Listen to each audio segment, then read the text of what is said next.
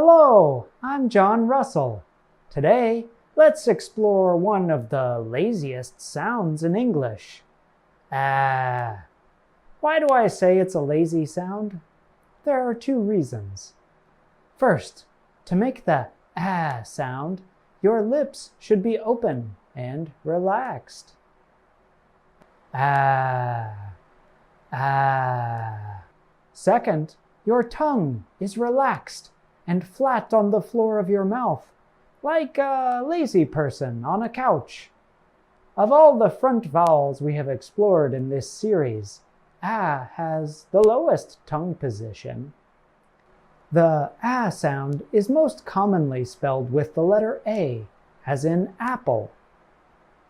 But you will also commonly hear the ah sound in the middle of words.